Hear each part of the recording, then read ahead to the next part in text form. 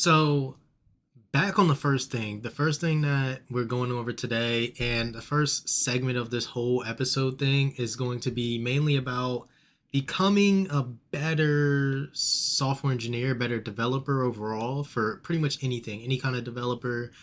This is going to be like kind of widespread on the actual thought processes of it and everything. So, the first video that we're going to be reacting to and kind of going over some is this video by Tech with Tim. He's a great YouTuber. Check him out his channel, subscribe to it, and things like that. But we're gonna dive into it. He gives some tips about how to get ahead of 99% of developers and really how to get ahead based on your peers and stuff, especially in this job market where everybody's losing their jobs and getting laid off and things like that, and especially for students coming out of school and stuff. So I want to take this on about a few routes. How was my experiences and compare it to some of my friends' experiences. And some of my friends are in different boats. Some friends have jobs like I do, some are contractors. And then also, I have friends that are trying to get a job after graduating and within the field. So I feel like this can be really helpful for a lot of people trying to figure this out and things. So let's just dive right into it and without further ado and see what we can do from there. 99% of developers. Step 1, be language agnostic. The top developers can write code in any language, even if they've never used that language before. The reason for that is they have experience with multiple programming languages, specifically languages of different styles and paradigms. They understand strong typing, static typing, dynamic typing, weak typing, and they know the different paradigms of languages like procedural, logical, functional, object-oriented, and really how programming languages are designed and the different features that are similar across languages of different types. This means that it doesn't matter what language they need to use, they can very quickly learn it, adapt, and be very flexible. This is exactly who you want to be. That means So I'm going to tackle this video. I'm not going to go through every single thing that he probably says. I might be skipping around to each point because he has quite a bit of about 6 points or so here that he goes over for developers to be better. But I like the way that he tackled this because he's not exactly saying, hey, just go out and learn every language.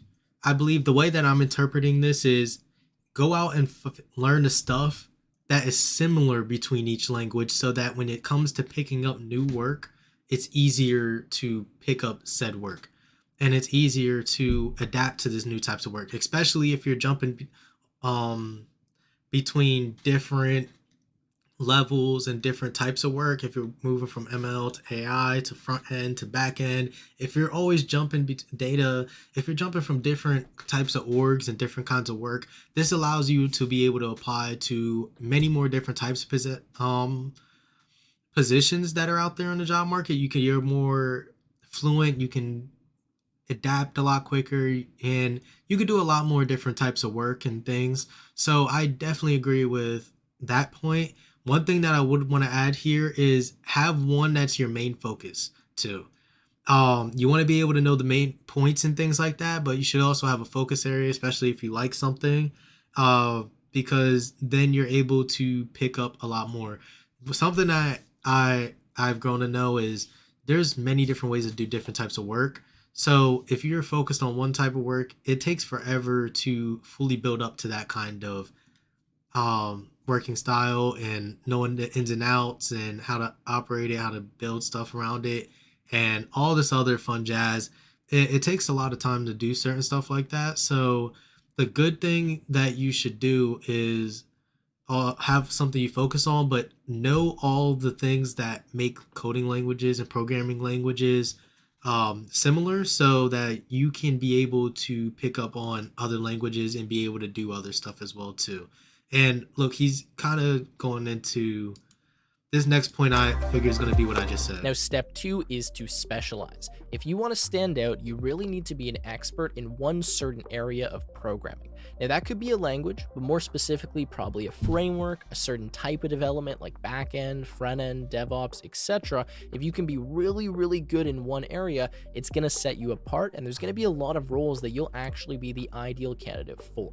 Now, that's exactly why in my software development course, after So I was literally just talking about this. Um, I was just talking about specifying something that you fit into, um, so that you're good at it. Like you're good at that skill. If you're going into AI, you want to be good at AI because then you're gonna stand out against most other people who probably don't have as much expertise. Because what jobs look for, and I've talked to some higher ups in companies and things like that, they want, if they're hiring somebody for senior roles and stuff, they want somebody to have experience within this kind of specialization. If you want to be a manager in ML and stuff, you need to be working with ML stuff for 10 years or something like that. But that's just like an example and things. So definitely stay specialized on something. Pick something, stick with it. If you're gonna want to be front end engineer, stick to a lot of it. Because if you bounce around a lot, you're not gonna you're not gonna be specialized within doing that kind of stuff because there's so much that comes with doing that particular task. So there's many different developers and things like that. So figure out what you want to do so you can specialize in that. Now, step 3 is to stay current. If you want to be a top developer, you constantly need to be on top of what's going on in the industry. You need to know the new languages and frameworks. You need to be up to date with things like AI and new tools and development strategies. If you can do this, it's going to set you apart. And if you don't do this, you're really just going to fall slowly behind. Think about a developer who doesn't utilize ChatGPT today. They just can't keep up with developers that do. That's why if you want to be a top 1% developer, you need to stay current and up to date with what's going on in the industry. This particular point is very, very important because some people can work themselves out of actually developing. Some people can work themselves into a position where, let's say, the only route they may be able to go is management, but you still need to stay up to date on what's going on and figure out ways to use it. So, for example, you're gonna basically become a dinosaur in this and being a developer very quickly if you don't adapt to all the new stuff coming out because of how frequently stuff comes out. There's a new update for something every year, every few months. You have to stay up to date with what's going on, how they're being used, different techniques on getting stuff done. Because if you're, as you said, your developers that are using Chat GPT to help them with their development, they might be able to get certain stuff done faster than you in a more productive way, or find ways to be more productive than you by using these frameworks or tools because you're not staying up to date and you're happy with your old ways. There's more than one way to do something. Always find something new and always grow with something. Keep that mindset and you're going to be up there. Step number 4 is to have a strong portfolio, but even more importantly, to have a portfolio that's easy to navigate and easy to understand. It doesn't matter if you have the most complex backend library that you've written, if people can't understand that clearly and they can't access it, view it, install it, etc., it's not going to matter, right? That's why some of the best portfolios are just a really clean landing page, a great portfolio website. Obviously, stands out a bit more if you're a front-end web developer, but even if you're a back-end developer, you do DevOps stuff, doesn't matter. I'd highly recommend having a really slick, clean website, or at least something that has a huge wow factor to it, right? In my case, it's a YouTube channel. I'll point people to my YouTube. They'll see I have 1.3 million subscribers. Wow, right? That's an immediate thing that makes me stand out and shows, okay, this guy probably. So, yes. Oh, this, if not anything, is way more important for a lot of people coming out of colleges and stuff like that.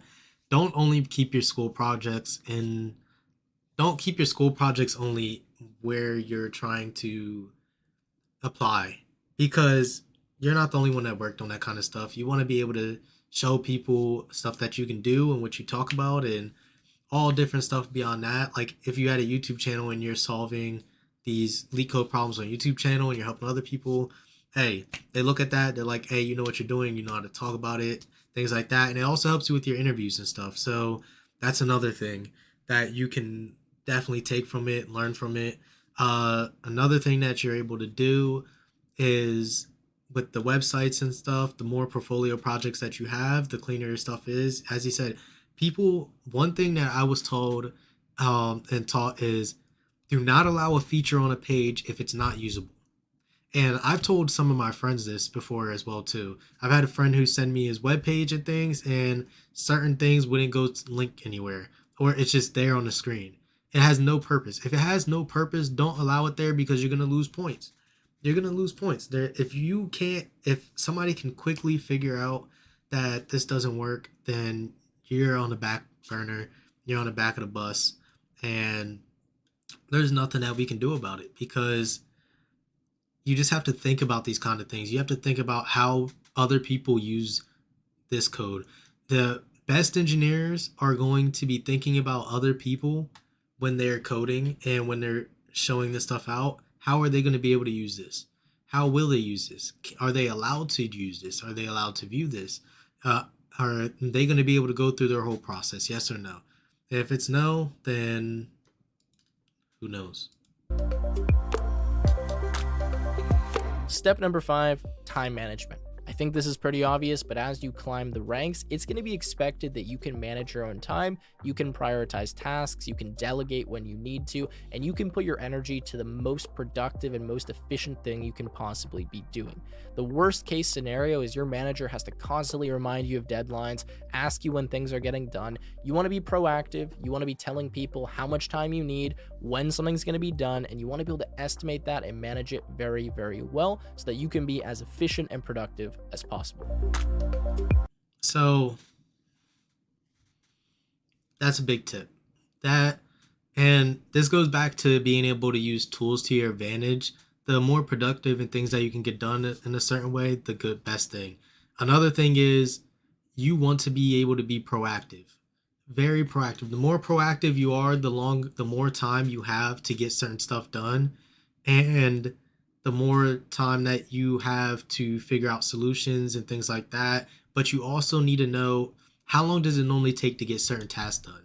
If you're able to estimate a task appropriately, then I mean, it's you're doing a good job. You're getting it done and you're estimating it the right way. But if you're not estimating them appropriately, then it's not going to be as good as a thing, as good as what you thought it may be.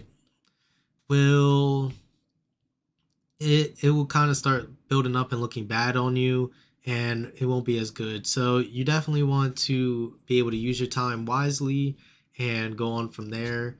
But now let's go into the next one because, and another time management thing that's before we move on, you work in sprints a lot of time. You need to understand when you're working in a sprint how long something is going to be taking, because if you don't take it, if you're not estimating it the right time, it's clearly there. They see your tickets, they see what you're moving. You do stand ups all the time. There needs to be some progress made every day. What are you getting done? Because if it's not getting done, then what are you doing all day? So pay attention to that and do better. Step number 6, business knowledge. If you're someone who can take your engineering hat off and actually look at what you're doing from a business perspective, whether that be marketing, accounting, profit, raising money, whatever the specific field is, that's really going to set you apart because many developers can't do that and they only look at things purely from an engineering lens. At the end of the day, you're working for a company. What you're doing is helping the company achieve some type of goal. Typically, at the end of the day, that means driving revenue or driving profit. And if you want to move up the ranks in the company and eventually be a manager, director, executive, you're going to have that baseline business knowledge. I know for me, what's really helped in a lot of things that I've done is that I have the business knowledge as well as the development knowledge, and I can speak both languages. I can talk about the engineering challenges while at the same time being able to talk to my CEO and say, hey, this is how this is going to support the business objectives. From what I've seen, a lot.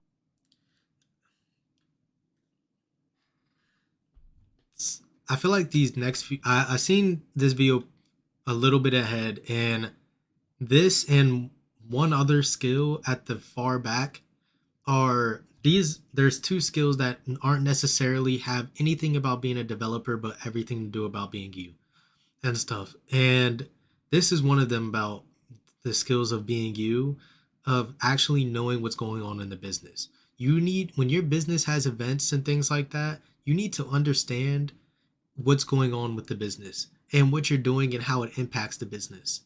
And knowing why you're doing it for the business and things like that. Being able to do this, you're able to talk to a lot more people out there in a company for needs to get certain things. You're meeting more people. You can, and the CEOs like to hear certain stuff like that. They remember you. They're able to see your potential because it's more than just engineering. If you only do engineering stuff, all you're going to be seen as is just the engineer there. You're just going to do what they tell you to do. But if you have a business knowledge skill on how for use cases and things like that and growing your brain to be a certain way, then it's definitely going to help you out a lot. And this is definitely out of everything on here so far. Let's see. Staying current. Out of everything on here so far, this is definitely like the that we reviewed so far. This is either the first or second best tip that we've covered just yet. But yeah, you have to be able to know business. You have to be able to know how to grow from all that stuff and go even beyond, because the more you learn about how the businesses works, the more you know how you can use your skills to benefit what's going everybody around you, and it'll help everybody around you grow and yourself grow too. As software engineers, you want to just keep them as software engineers. You don't really want to move them into a management position or a more business oriented position, because that's not where their skill set lies. So it's really up to what you want to be doing. But I've found in my life that business knowledge has really helped me quite a bit, and it's allowed me to stand out as a developer in many different roles that I've been in. Now, speaking of business knowledge, I wouldn't be taking my own advice if I didn't share with you my new software development course. The main goal of this course is to actually help you land a job. That's access to all of the instructors like myself, from the link in the description. All right, that was the last point here, guys. This is the last soft skill. So I don't want to talk over them, but the soft skills point, this is the second point that I was talking about that goes on with everything to do about you. I'll just hear what he says real quick, but once when he's done talking, then I will refrain on my own experiences around this. This is a big topic in the course as well, but it's so important because if you want to move up the ranks as a developer or just not get fired from your job, you need to be a friendly person. You need to know how to communicate. You need to be confident, speak clearly, concisely, and understand how you actually work with the team of people. That's really what you're doing as a software developer. You're working in a team. Very rarely are you working completely by yourself, and communication is as important as the code that you write. Even if you're the best developer in the world, if you can't communicate, no one's going to want to work with you. And I can say from experience, even not being the best developer, since I had strong communication skills, I was always considered for raises and promotions versus some of the better developers, simply because I was more well-rounded. That's what you want to aim to be, not just the absolute expert in one certain area, but well-rounded. So you have that business knowledge, you have those communication skills, you have those development skills. If you have that, you're going to stand out and you're going to be that top 1% developer. So, what do y'all think? I can tell you what I think. Having the whole business knowledge stuff and the soft skills point, that soft skills point is definitely number one rule. That's the number one step. That's the number one thing that everybody should be striving for. That should be your goals. That should be everything that you should be working towards.